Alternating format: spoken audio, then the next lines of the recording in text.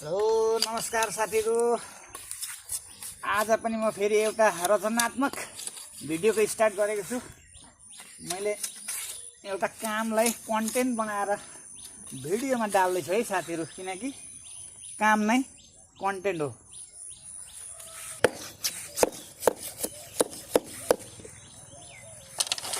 यो किला बनाएँ मैले। अब यो किला कहाँ काट्छु म तपाई भिडियो हेर्दै गर्नु होला, म काम गर्दै गर्छु है त। फुलबारीको बार सिधा होस् भनेर यहाँ लाइन तान्दैछु। लाइन सिधा भयो है। अब चाहिँ तपाईलाई थाहा भयो होला है, यो मैले के गर्न आँटेको भन्ने कुरो। घर छेउमा यसो सानो मिनी गार्डन भयो भने त्यहाँ यसो फुलेका फुलहरूले चाहिँ अलिकति सुन्दरता बढाउँछ कि भनेर मैले यो गार्डन बनाउने जमर्को गर्दैछु साथीहरु है।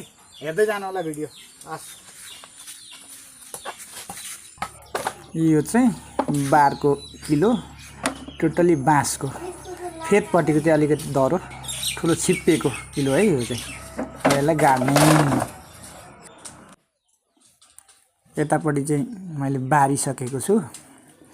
अब उतापट्टि गार्डन बक्सको साइडमा चाहिँ बार्नको लागि रेडी हुँदैछ।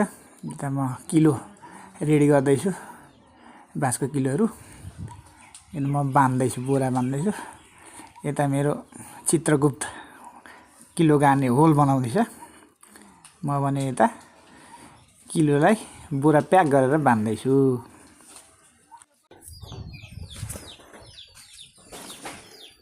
पानी निक्लेछ। अब पानीलाई यसो छोपेर यो रोडा हालेर बोरा बानेको छु। यो बाँसले अलिकति थाम्छ, धेरै थाम्छ।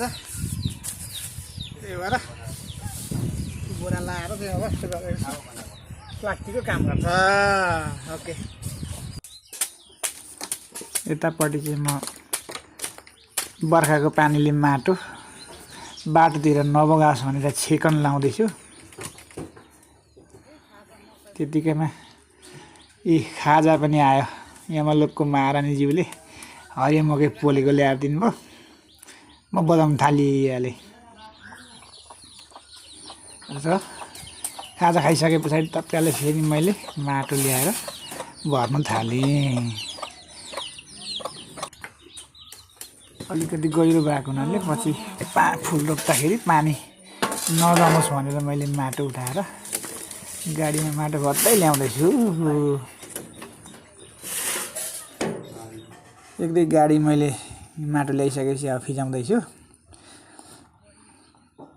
हातले। उता बाटोमा हिँड्ने चाहिँ तारा जोजोको कुसुमचाङ है। अब चाहिँ म बार पनि बारिसकेको छु र त्यो बारलाई हल्का डिजाइन दिनको लागि भाटा क्रस गराएर चाहिँ मैले तारले बान्दैछु। हेर्नुहोस् त, अब काम अन्तिम चरणमा आएको छ। कस्तो भयो, सकेको छु भाटा क्रस बाँधेर। टाढाबाट हेर्दाखेरि चाहिँ अलिकति राम्रो र आकर्षक देखिन्छ यसरी क्रस भाटा बाँध्दाखेरि।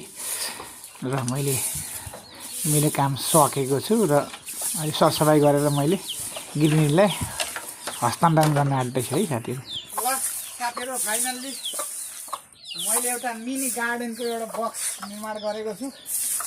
स्थानीय स्रोत साधनको प्रयोग गरेर यहाँ बाँस खाली एउटा तार मात्रै मैले किनेको छु। यस्तो ब्यान्डिङ तारले बाँध्दाखेरि भइहाल्छ। र मैले यो 3 दिनको प्रयासपछि मैले यो एउटा मिनी गार्डन तयार पारेको छु। अब यो गार्डनमा चाहिँ कस्तो फुल रोप्ने हो, फुल रोप्ने काम चाहिँ उहाँको हो। अब उहाँले कस्तो फुल रोप्नुहुन्छ?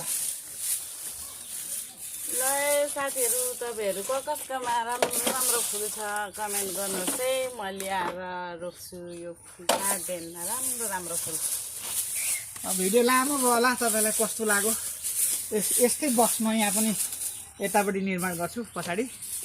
ल अहिले आजलाई चाहिँ मैले स्टार्ट गरेँ। कस्तो लाग्यो कमेन्ट गरिदिनु होला।